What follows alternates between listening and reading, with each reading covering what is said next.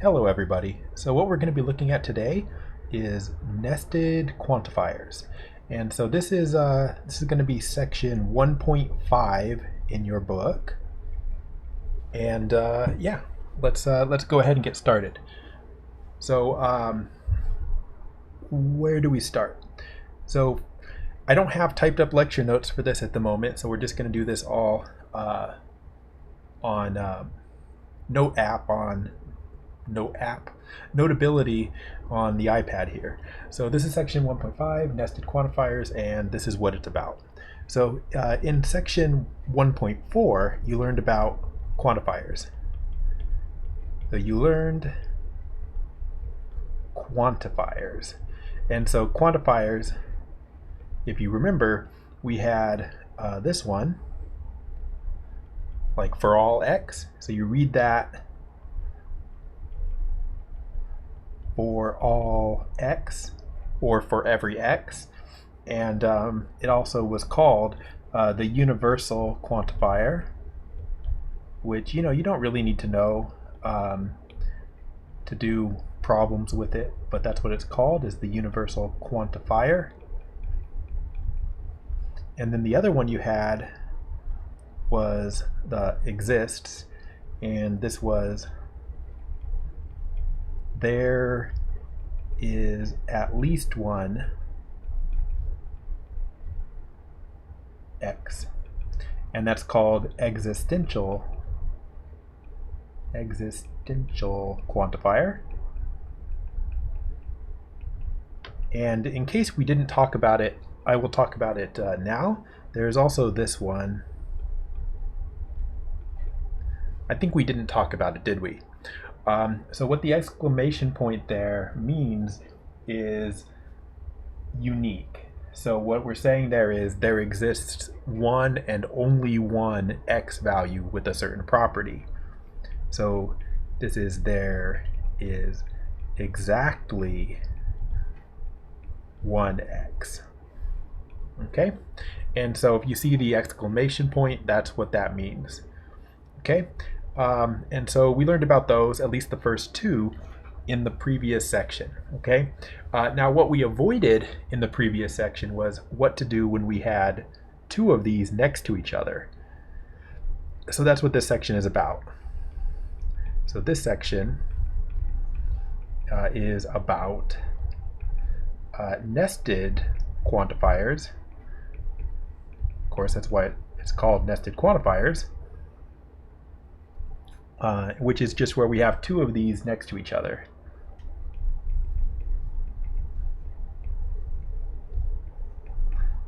So where you have two quantifiers. So what are the cases that we could have? So the cases that we could have are going to be like this, like for all x, for all y. So you see how there's a variable on each of those. Another one we could have would be for all x, there exists a y. Maybe I should write this. For all x and all y.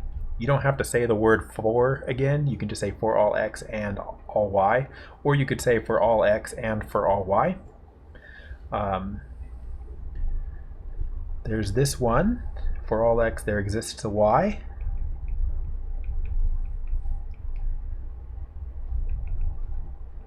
Which usually they leave the word exists out, because when you say there is a y, you are assuming that the y exists, because you're saying there is a y, so it must exist.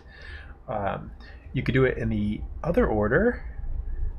You could put the exists first. That would be there is an x for which all y, blah, blah, blah. And then finally, what have we not done? We have not done two exists, it looks like. Oops, that should not be the same variable. So this is there is an x and a y.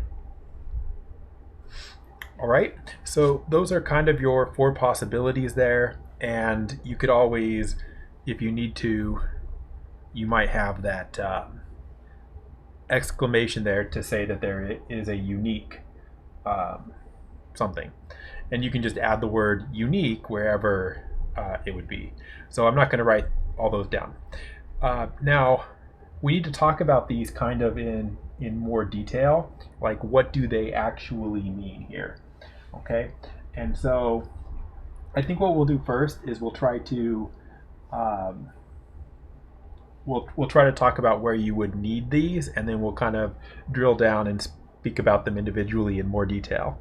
So, oops, that's not what I wanted.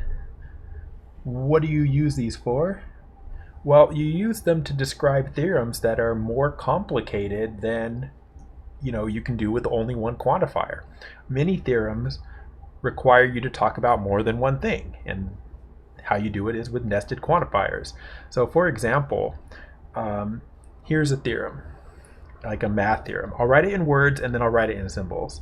So I will say,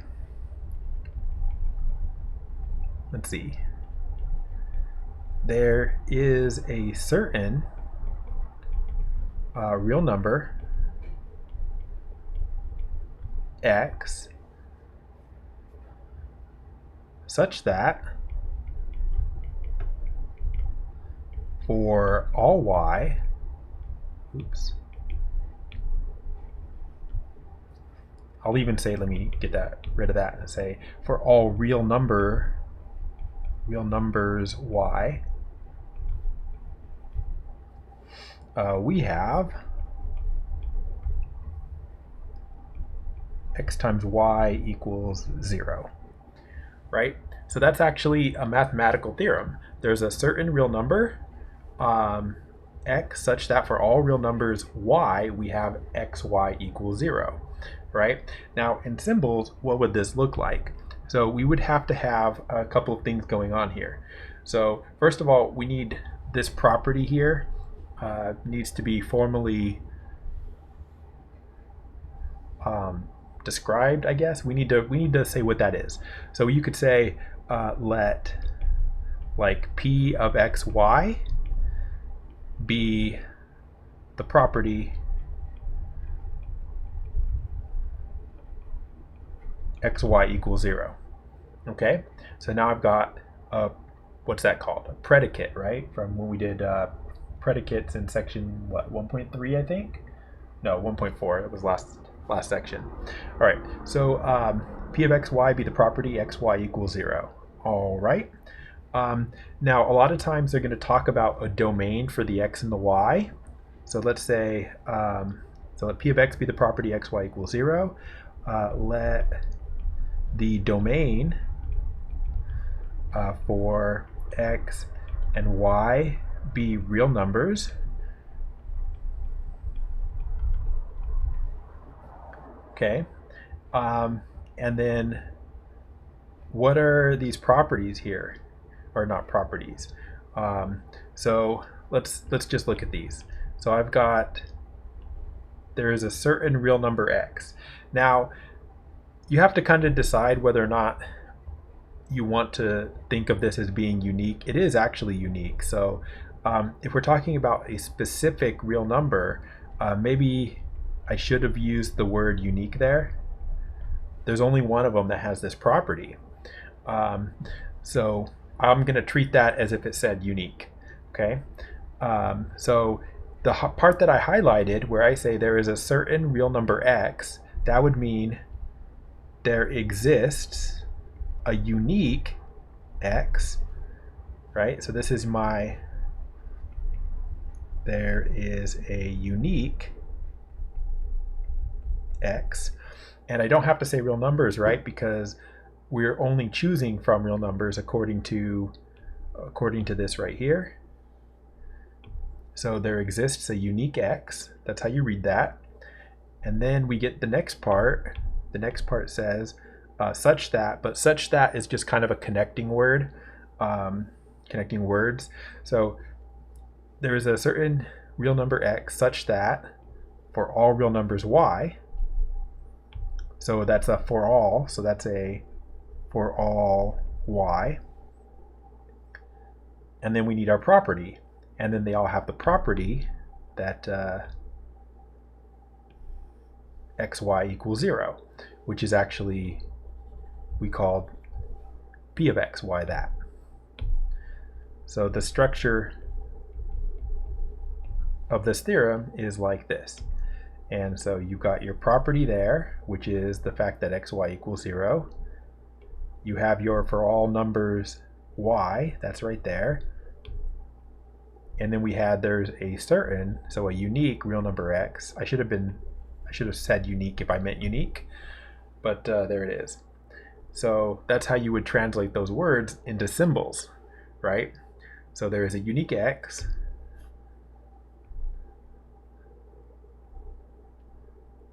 then you have a for all y, p of xy, and then the assumption is when you say p of xy is true. Okay, and then you see I have that word such that, right? Words such that, and that's just that's what you're going to put in here. There's a unique x and for all y, but how do you connect them? Just with some phrase. And such that is often used for that connecting. Right? So there's a unique x such that for all y, p of xy is true. And that's the kind of thing that you're going to be doing. So let's see here.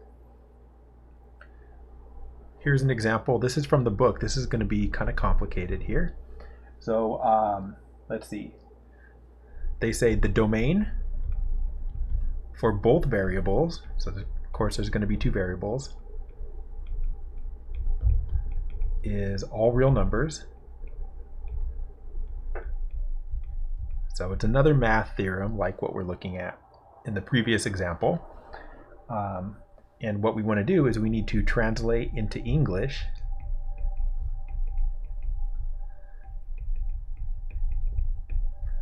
and then they give us some symbols, and they're going to be pretty complicated symbols, but we'll see if we can do it. So we have for all x, for all y, parentheses, more parentheses, x greater than 0, and y less than 0,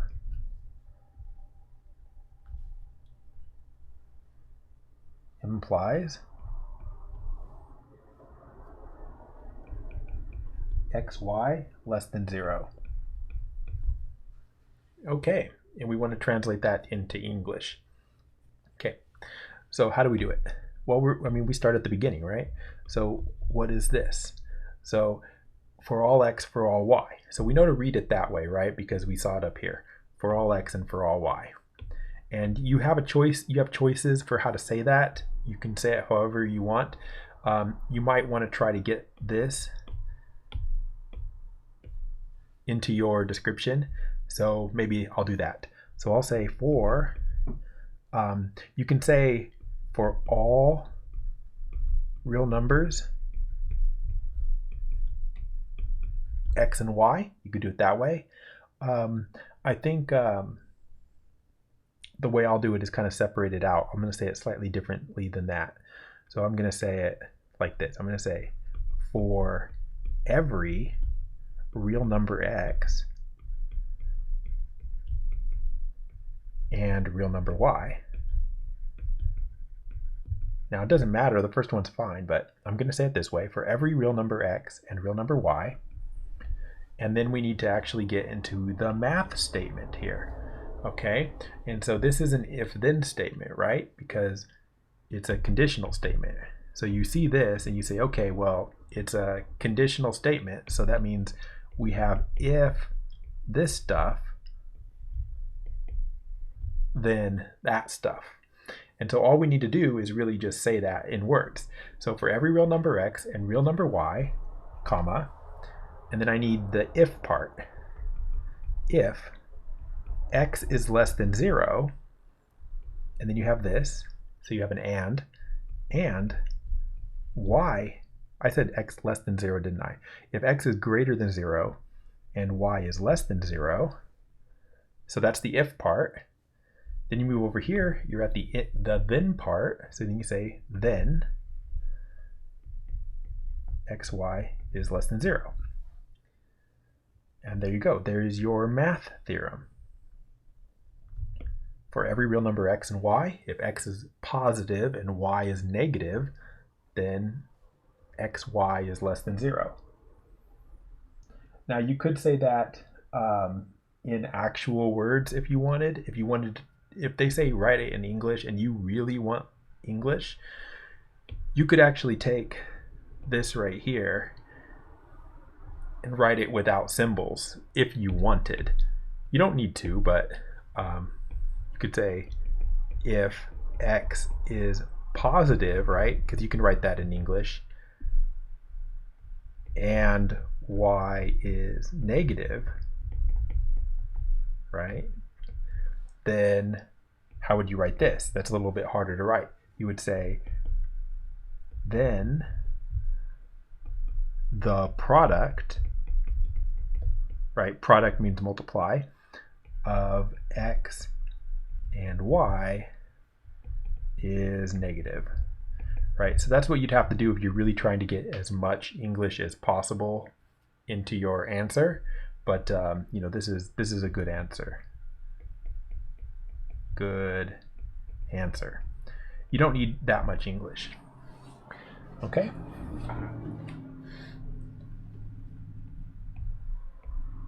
More English. Okay. But you can just write it the way that I wrote it in the box. And so you need to be able to translate, of course, symbols to English and then English to symbols. See if we can do that.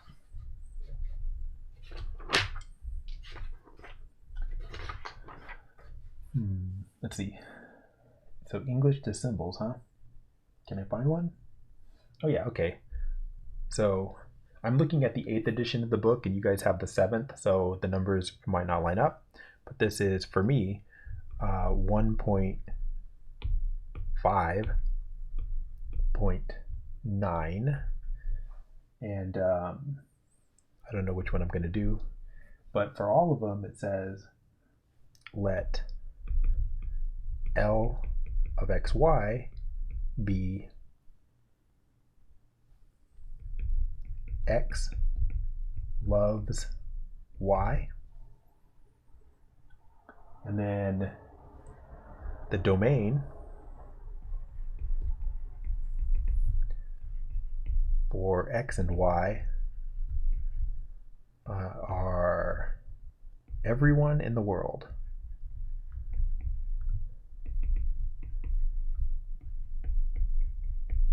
Okay.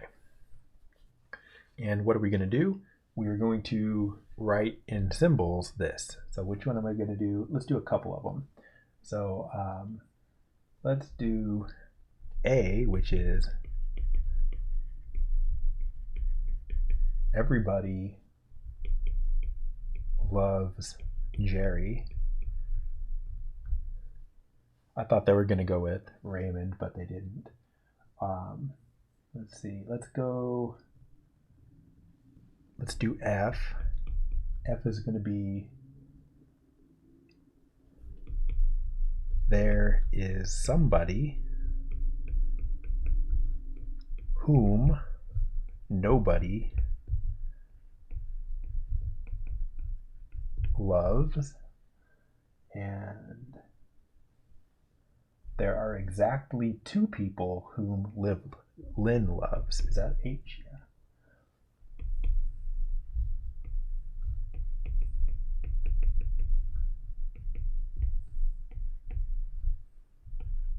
Exactly 2 people that Lynn loves. She's in a throuple. Okay, so let's go ahead and do these. So how are we going to do it? So we're going to use quantifiers. So on this first one here, it says everybody loves Jerry. Okay, now how are we going to do everybody? Everybody is a for all x, right? Because x is people, so we want a for all x. So we want for all x, that's all people. How are we going to say that they love Jerry? Well, you don't do like there exists Jerry or something like that. That doesn't make sense. Okay, Jerry doesn't need a quantifier because Jerry is just Jerry. So when you say everybody loves Jerry, you just need for all x, that's everybody. Then we just need to say that they love Jerry. So for all x, x loves Jerry basically. So for all x, L of x and Jerry. So you put Jerry in there as a variable, right? So there's no y in this one because this is the only one that needs a quantifier right here. You don't need a quantifier for Jerry. So for all x, x loves Jerry. So that one's done. So let's look at the next one. There is somebody whom nobody loves. Okay, so how are we going to do that? How are we going to say nobody loves them? Okay, let's think about it. It's going to be a little bit tricky. We're going to probably have to take a couple tries at this. So let's try this. How are we going to say there is somebody? So the way you say there is somebody, that means there needs to exist a somebody. So there you go. There is somebody. Now, it could be a unique somebody, but they didn't say that, right? They didn't say there is only one person in the entire world that nobody loves. They just say there's somebody. So there could be more than one somebody. And so we don't want this to be unique. So no exclamation point for uniqueness, just somebody. So there exists an X. That's our somebody.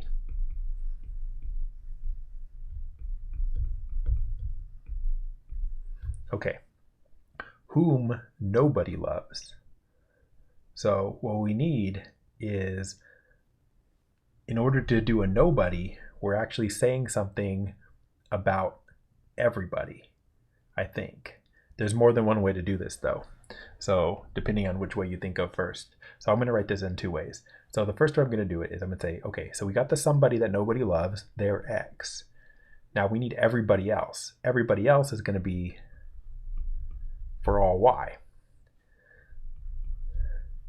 So there's everybody, right? So we got the somebody, and then we've got the everybody, and we need that everybody does not love the person. So what we need is X loves Y, but we don't want that. We want X does not love Y, right? So we want a not. So we're actually going to need a negation here. So for all X and for all Y, not, and then our love here. So but we have to get it in the right order. So we want nobody to love the somebody. So the Y actually has to come first just because of the way I wrote the variables. Because, right, whatever one comes first is here, and whatever one comes second is here. So if I want X does not love Y, the X comes first. But what we need is not X does not love Y, we need Y does not love X, because everybody does not love X. Okay, so that's one way to do it. So for all X, there's an X, so there is a person such that for all Y, so there is a person such that for every other person, actually not for every other, for every person, not the person loves the somebody. Okay, so that's one way to do it. Another way to do it would be to say there is an X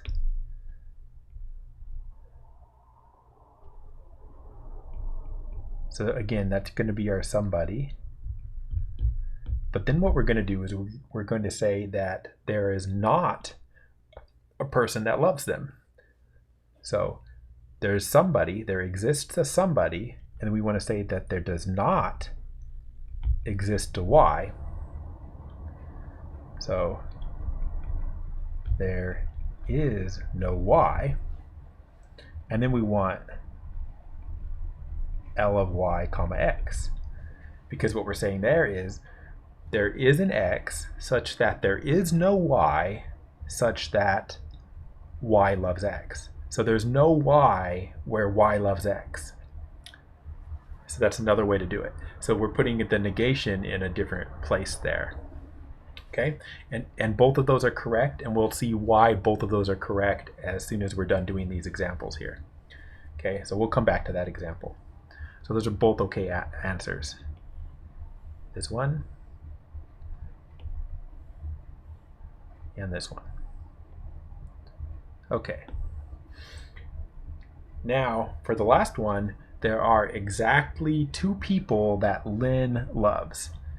Exactly 2 people. So if we want exactly 2 people, then we need to identify those people, basically, and they are unique. So what we need to do is we have to say there exists a unique X. That's the first person that Lynn loves. There exists a unique Y. That's the second person that Lynn loves. And then we just need to say that Lynn loves them. So there exists an X and there exists a unique X and there exists a unique Y such that L, Lynn loves X. So that's Lynn loves X, and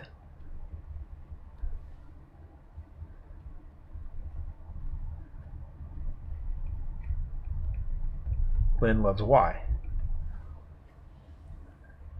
So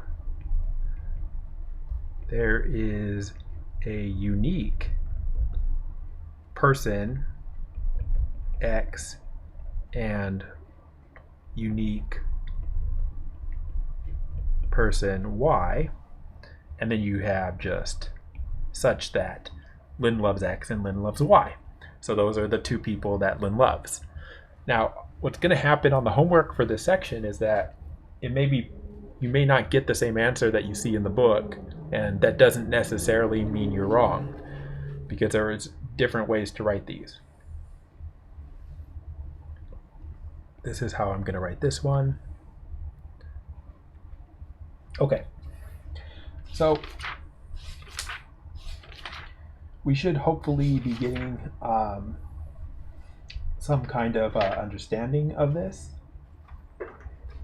But now I want to think about kind of the truth values of these, which we haven't talked about. We've just kind of been going back and forth between English and symbols. So let's look at truth values.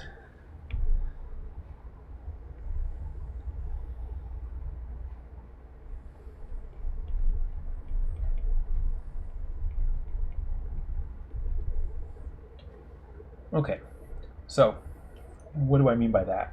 So we've talked about the for alls, right? So we have like, do this, statement here. This is in your book, but I'm just going to write it. So statement,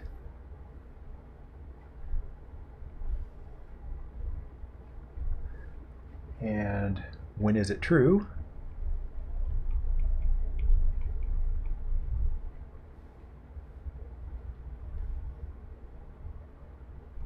And then we're going to have when it's false. And there shouldn't be any surprises here, really, but maybe there will be.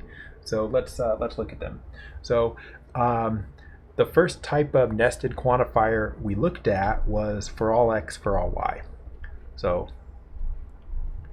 for all x, for all y, p of xy, right? And you could switch the x and the y there, it doesn't matter. But when is that going to be true? Well, the statement is for all x and for all y, p of x is true, right? So when is that a true statement overall? It means p of x has to be true for every single x and y, period, right? So that's when it's true. because you're saying for all x and for all y, it's true. So p of x is true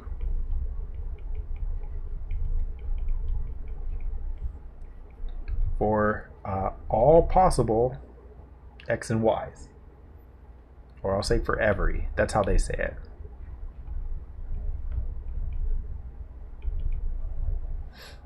So that's how it's true. Now, when is it going to be false? Well, you're making a statement about all of the x's and y's, right? So if you find one x and y where p of x is false, then the whole thing is false. Okay, so let me say that and see if it makes sense. So p of x, so it's true with, in order for it to be true, p of x has to be true for every single x and y. So in order for it to be false, there just needs to be one x and y that make it false. Then the whole thing's false. So is some xy pair for which p of xy is false. That makes the whole thing false because you made a claim about all of the x's and y's. So if you find one where you were wrong, then that's it, it's over, right?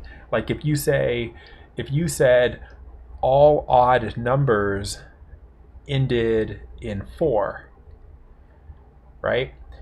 If you said that, I'm not going to keep that here, but if you say all odd numbers end in 4, right? In order to prove that wrong, all you would have to say is, 5 is odd. This is your, counter example here, as we call it. I can't write example. So you just need a counter example. 5 is odd and doesn't end in 4. Right? And you don't need to look up any other examples, right? Because the statement said all odd numbers end in 4. As soon as you come up with one counter example, you've proven the whole statement false. You don't need to go farther than that. Okay? And so that's what we're talking about here. So this is your, oops, that's not what I wanted. This is your counter example. It's one example for which P was not true. I'm not going to leave this up here. All right, so that was for all x for all y. What's the other thing that could happen? We could have a for all x there exists a y. So let's do that one.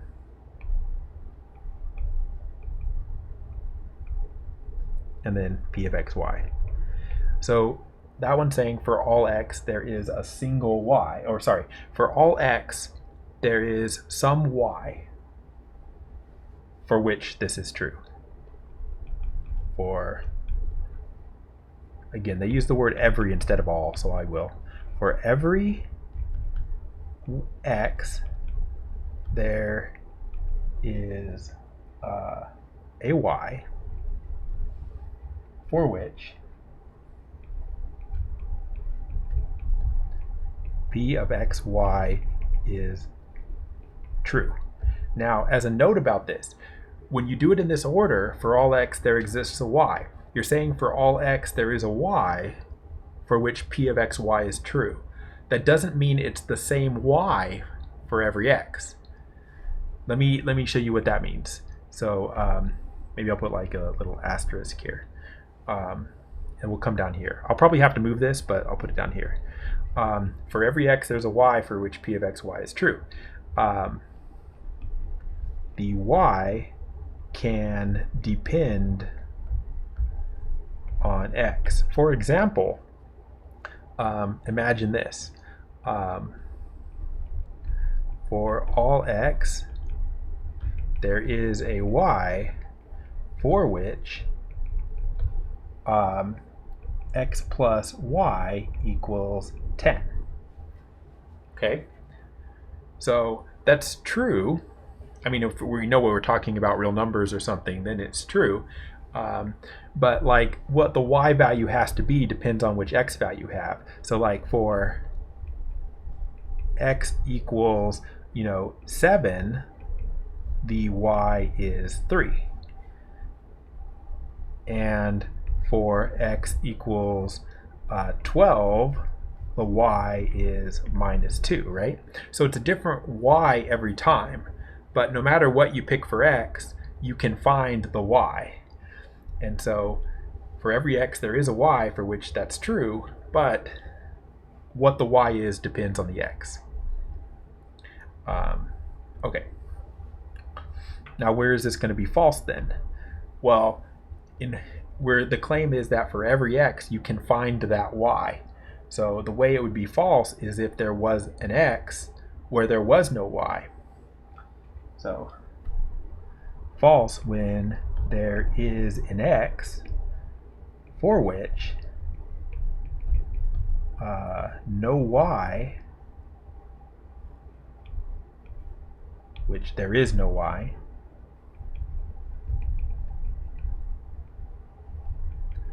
that makes p of xy true. Actually, they said it in a better way, so I'm erasing that. So there is an x such that, I like the way they said it, so I'm switching it. There is an x for which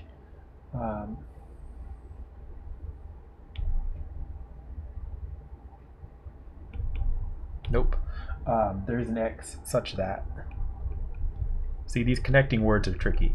There is an x such that p of xy is false for every y. See, what I was going to do was make it kind of a negative there. I was going to say there is no y for which p of xy is true. Well, if there's no y that makes it true, that means it's false for every y, and that's a better way to say it. So that's why I rephrased it. There you go. So let's continue on here.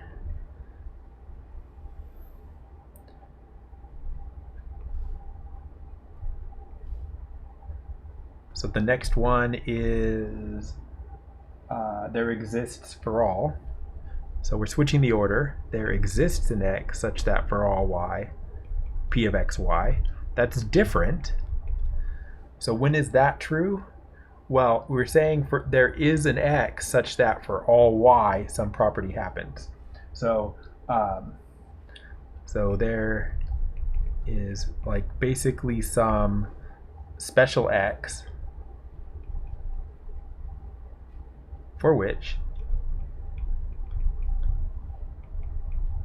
p of xy is true for every y. That's what makes that one true, different than the one above. And what makes it false? There would not be an x that makes that true. So that would be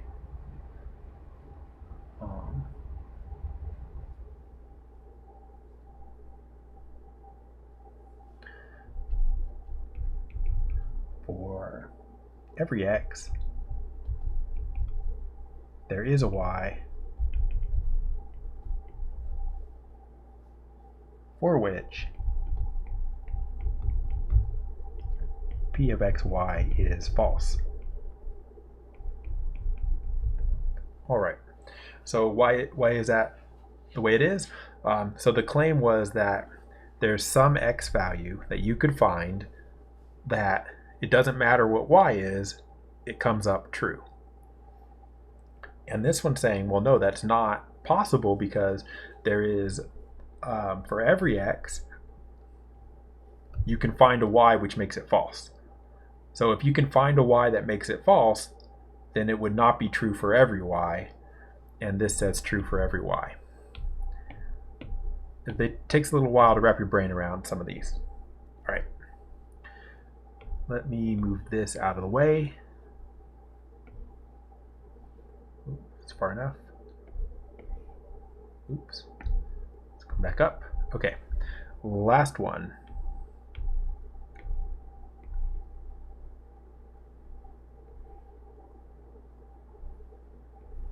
put the line there below the page break. Okay, so last one. So the last one is exists.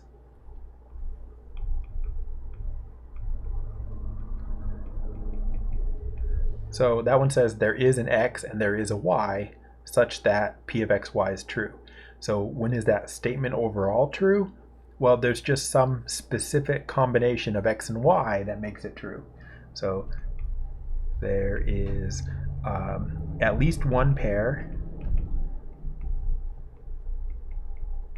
So there's at least one x and y for which p of xy is true. So there's just one. Now there could be more than one, but there's at least one x and y pair that makes that true. So exists. So when would that be false? Well, it would be false if there was no xy pair. So if there was no x and y that could possibly make p true, then this statement would be false, which would just be this. So that would be the way it's false is if for every x and y, p of xy is false, right? So there is no x and y that makes it true. That's how it would be false. Okay, so those are your kind of your four possibilities there. And yeah, those are your possibilities there. So if those confuse you, come to office hours and let's continue on.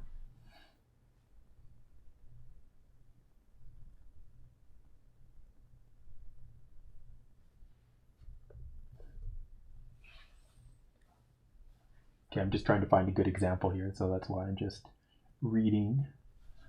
Okay, well that's calculus. We don't want calculus. Calculus sucks.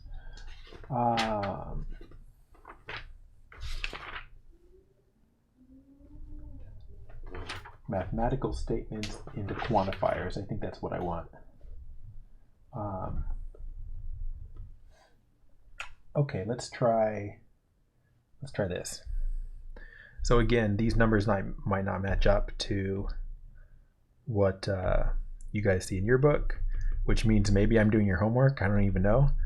But let's say 1.5.19. And we need to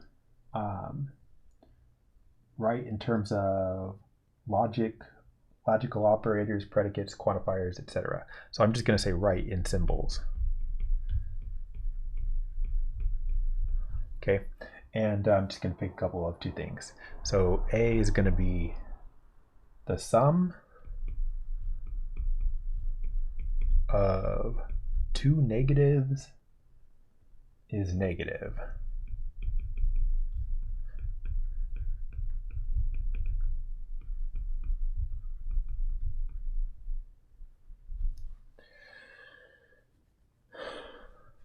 Okay.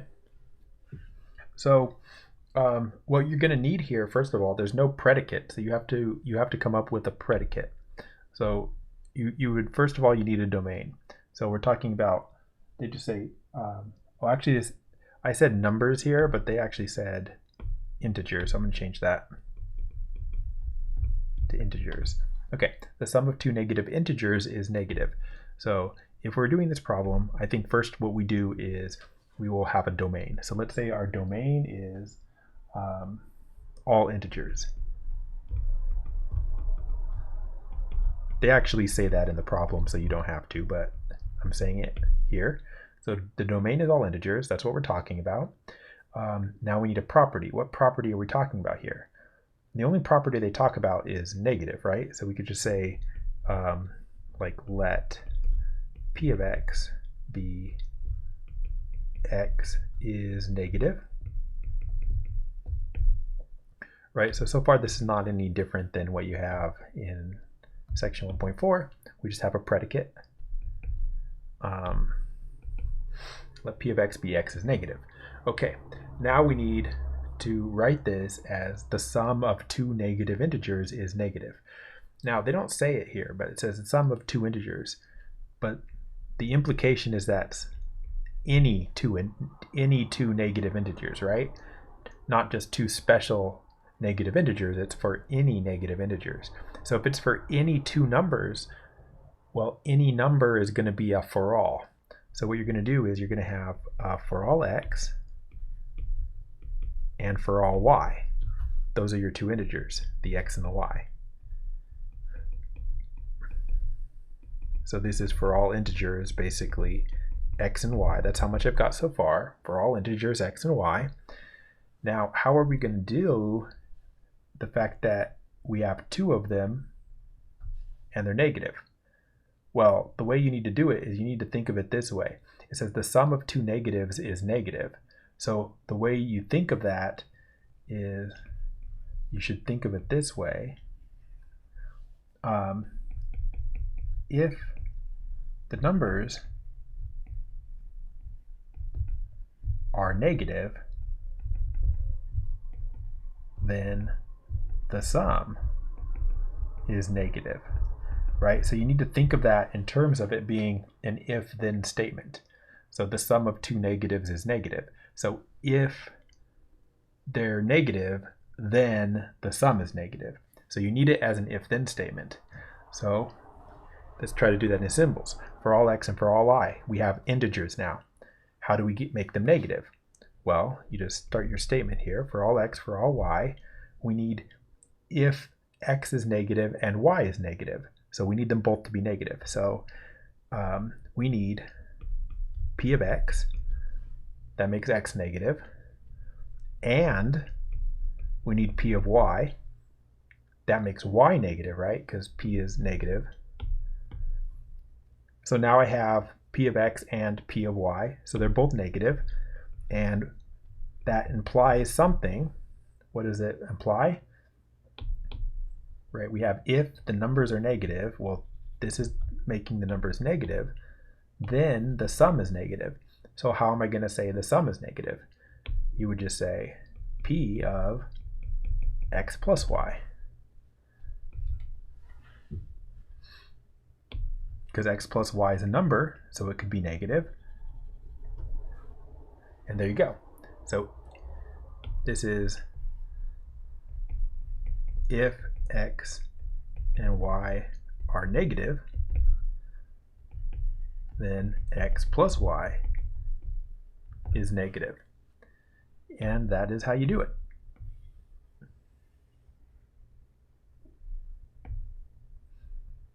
Okay.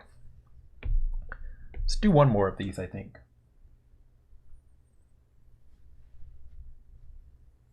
Let's do D.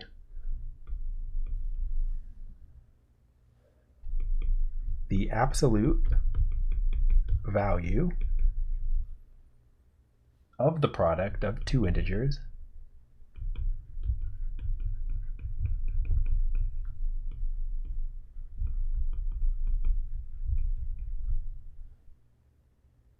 is the product of their absolute values.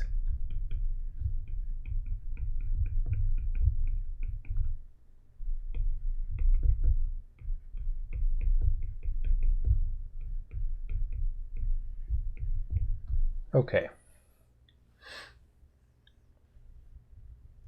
So this one is going to be, there's like, what's the property that we're talking about?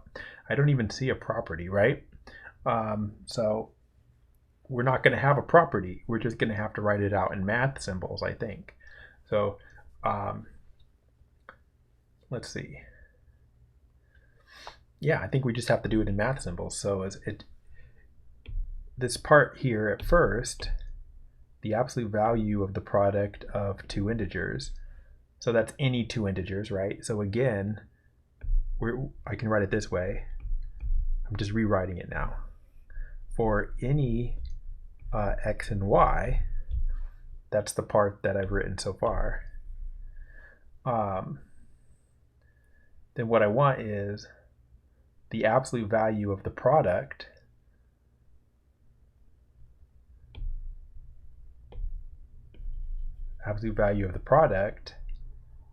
is the product of their absolute values. So in symbols, that's going to be the absolute value of the product that's this absolute value of the product, is equal to, or just is, so is the product of their absolute values. There's that. Okay, so all you have to do then is rewrite it in symbols for any x and y. So for any x and y, so you just say in symbols, you just say for all x, for all y, and then you just have to say this in math because there's not a property here, right? We don't have like is even, is odd, anything like that. So it's just going to be that. And there you go.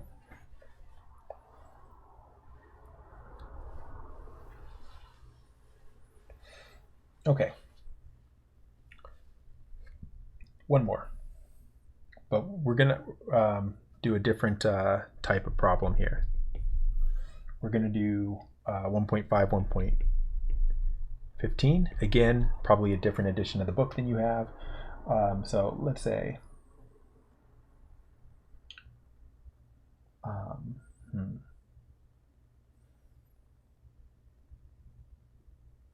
use quantifiers and predicates with more than one variable to express the statements.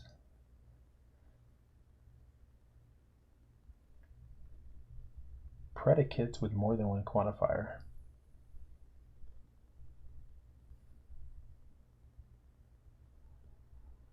Okay, so I'm going to do part E here. So again, we're going to, it's like write in symbols. And they specifically say to use a predicate with more than one variable. So I'm going to say write in symbols. Okay, and we're doing E. So E says every student in the class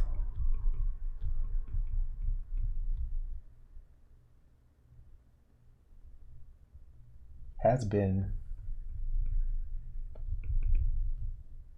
every building on campus, has been in every building on campus. That'd be true if you were allowed to go to campus. Okay, every student in the class has been in every building on campus. Okay, so we need symbols here. Now, specifically, they say we have to use a predicate with more than one variable. So what are we going to do? I think we're going to have a predicate this way. So let's say how about b of xy is going to be the statement student X has been in building Y. How about that?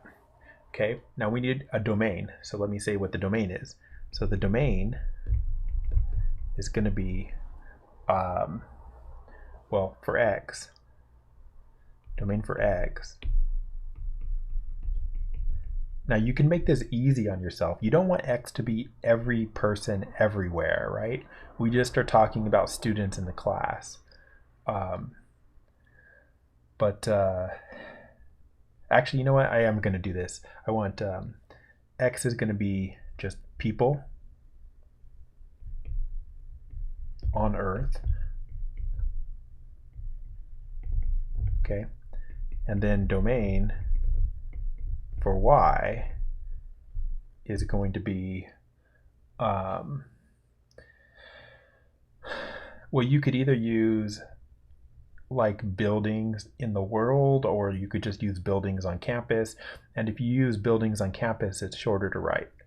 I'm going to use buildings on campus, even though I took a shortcut for Y. I didn't take a shortcut for X, so you'll see the difference. So I'll say buildings on campus. All right, so let's try to do this then. So let's try to get this closer to how we are going to write it. Every student in the class. Actually, you know what? I lied. Let's take the shortcut. Let's not do people on Earth. So let's say domain for X, students in the class.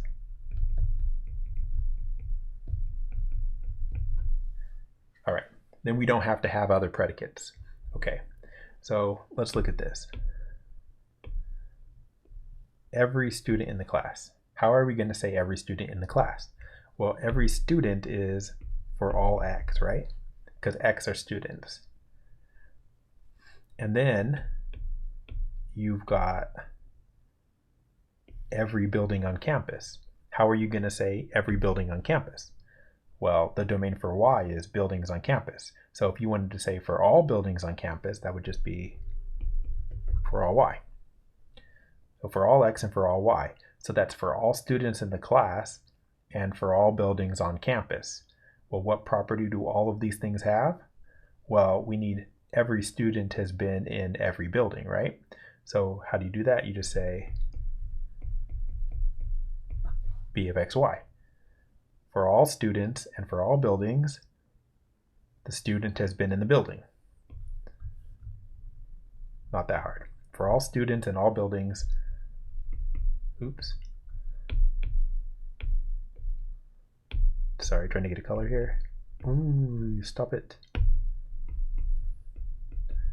So that's all students in the class. That's all buildings, Y. All students X, all buildings Y.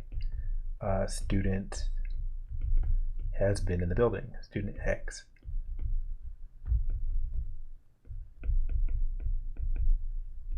Right, so that's pretty straightforward. All students in all buildings, the student has been in the building. Okay.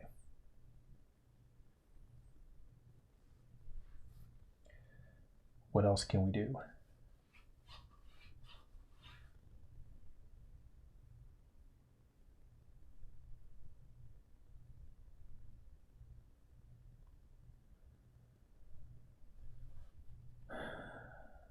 I was thinking if there was others that we could do just with these predicates. There's not, so let's I don't know. Let's stop there for that. So there's one more thing we need to deal with, and that is going to be negating nested quantifiers. So there's a pretty simple rule for this. It's not that bad at all. Negating nested quantifiers. All right, so the basic idea here for negating a nested quantifier is this right here. This isn't why, this is just what you do. Idea. When a negation symbol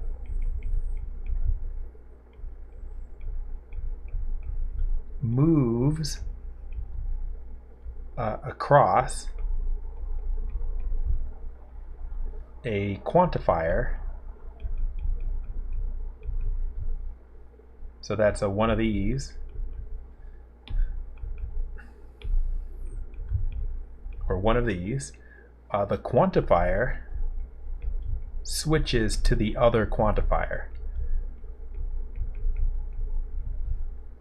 So that turns into, I don't want to use the symbol, that to that, or that to that. Okay, that's how it works.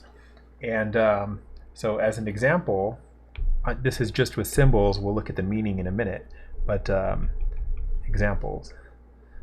Negate, let's just make one up. Let's say for all X, there is a Y, and then let's say such that P of XY. Okay, we want to negate that.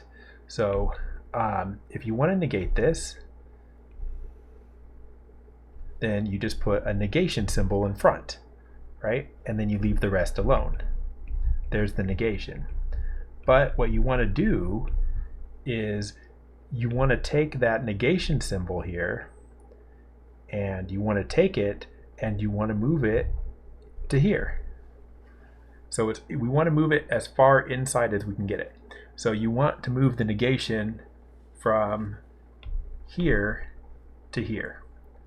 So when the negation moves from here to here, it's going past this for all symbol. And when the negation moves past the for all symbol, it flips it to the other symbol. So the next line is going to be this.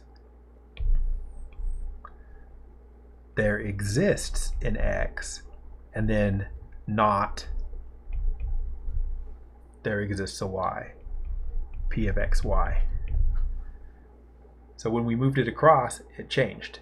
So this symbol, right, this symbol changed to this symbol.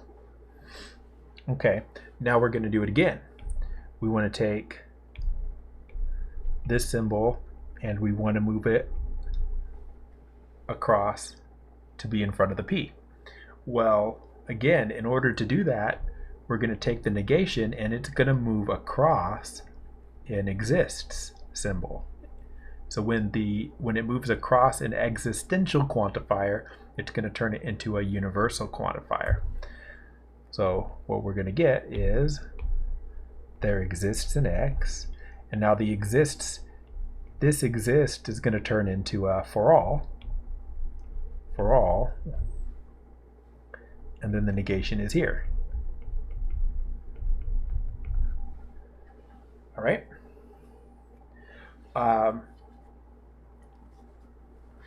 Yeah, so that's how you do it.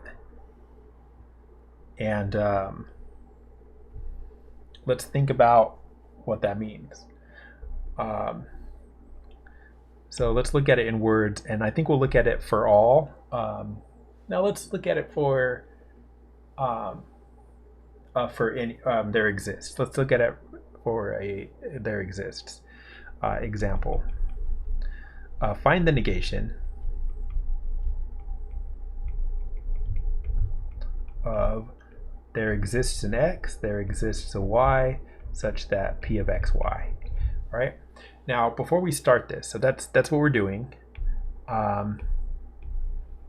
Before we start, let's think about what we're saying. Recall that what this means is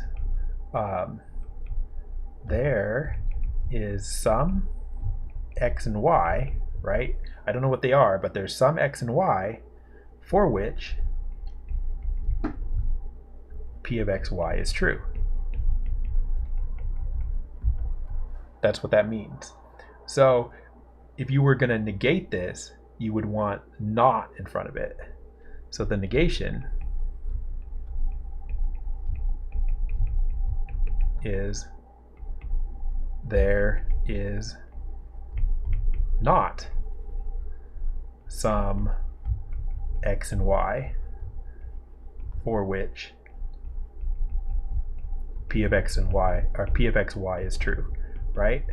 So there is not an X and Y for which P of XY is true. That's the negation. Well, if there is not some X and Y for which P of XY is true, then that would be the same as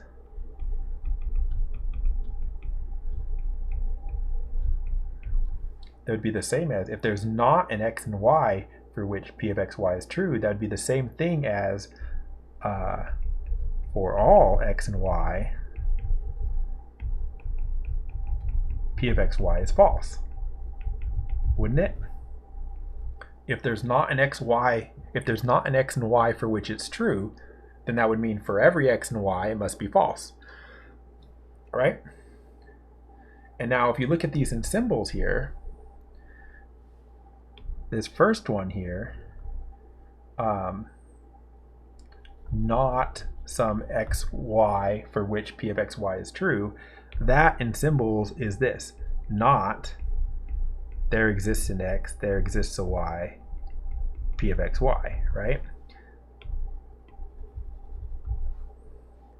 And if you write this one in symbols, this one says for all X and Y, so for all X, for all Y, P of X is false. That'd be not P of X, Y.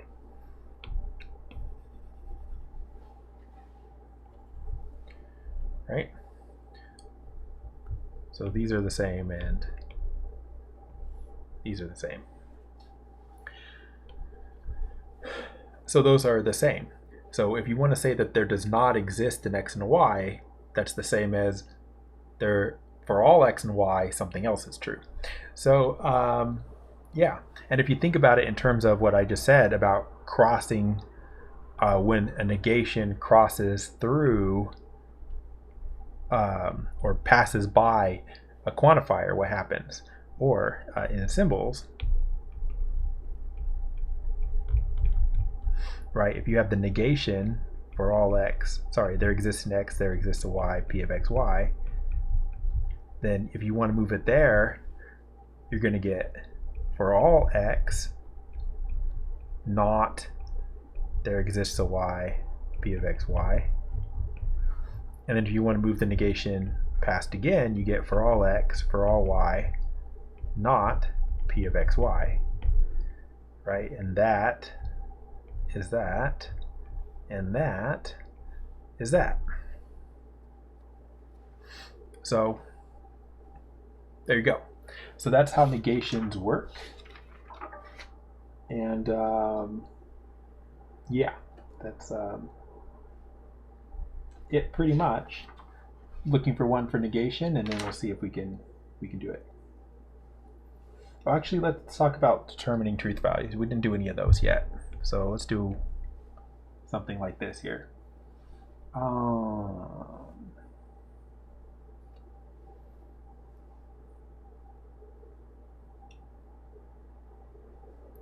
So again, for me, this is 1.5.27 here. Could be different for you. And I want to determine the truth value. So we have to decide if these are true theorems or not. So determine the truth value. The domain is integers for all variables.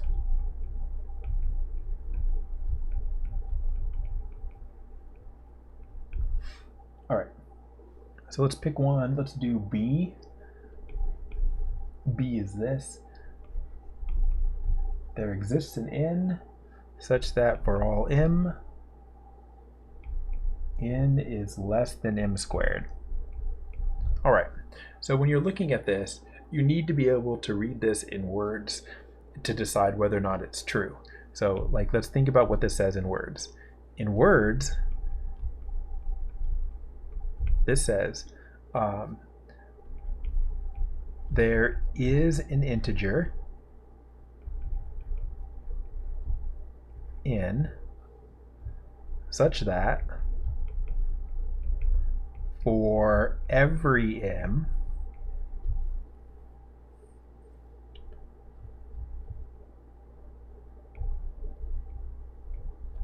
n has to be less than m squared.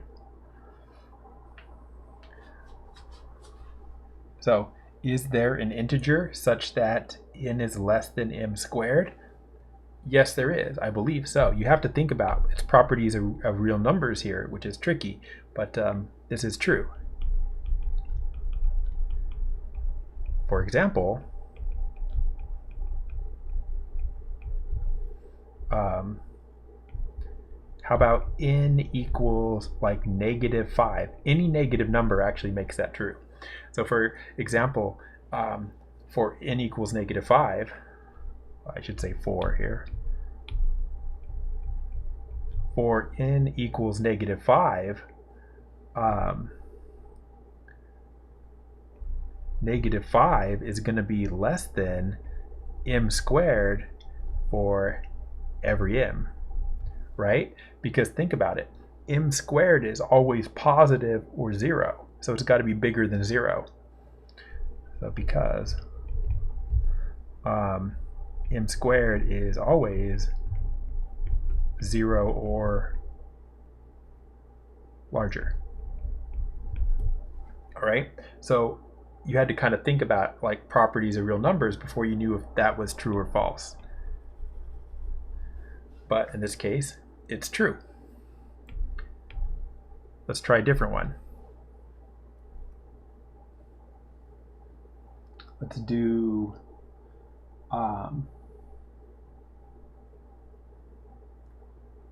D. there exists an n such that for all m, nm equals m. All right. So what's that say in words again? So there is some integer n such that nm equals m for all m, or for every m. And you get used to seeing these theorems, and you can kind of get what they're coming up, like you can get what they're trying to say once you've seen them a couple of times. So is this true? It actually is true. This is true. Why is it true? Because there is a number here. Just look at this right here. There's a number that makes that true. What if n is 1? If n is 1, then the part that I highlighted is true, right?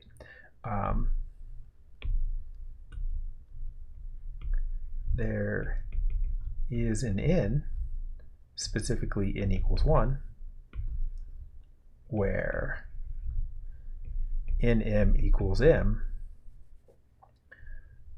for every m, right? So n equals 1, that's the one that does it, right? Because if you put that in, you got nm equals m. If you put in 1, it's just 1 m equals m. So it doesn't matter what m is at that point. So that's a special n value that makes it true. And it wasn't for every n, right? It said there exists an n. So as long as one n exists that makes that true, then there you go. So that one's true.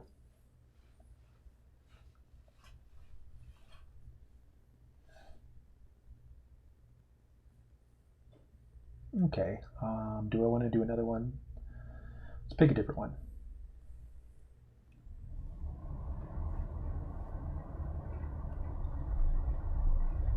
So I'm going to do 1.5 point, I'm switching to a different one. Again, this is the 8th edition. So this is B. So same problem type, except the domain is real numbers now.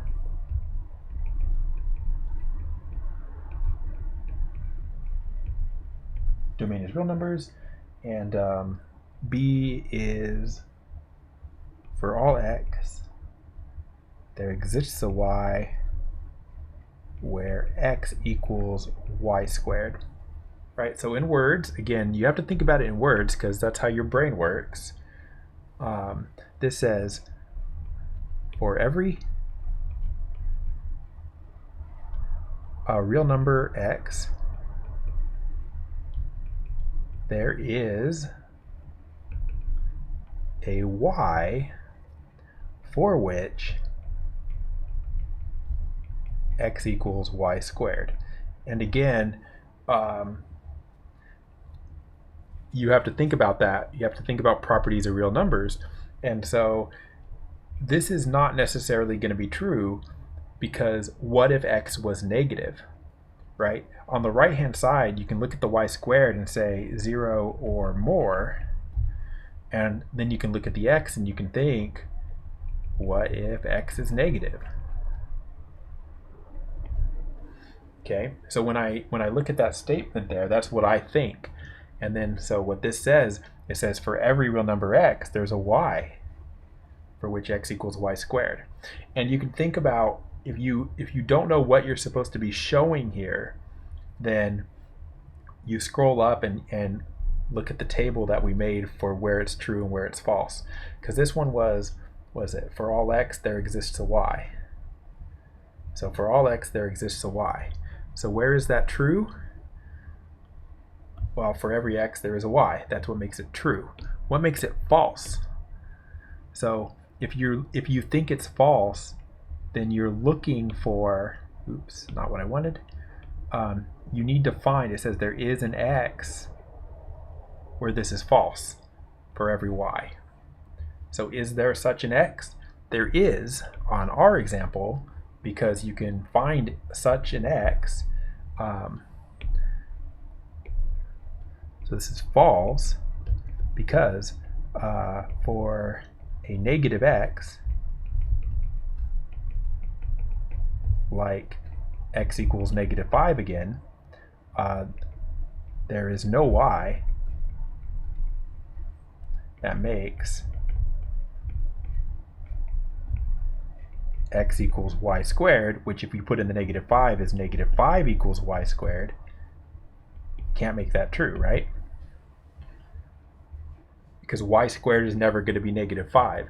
Not if you're dealing with real numbers. If you allow complex numbers, you can make it happen. But like complex means imaginary. But we don't have any imaginary numbers here because the domain is real numbers, they said. So this one was false.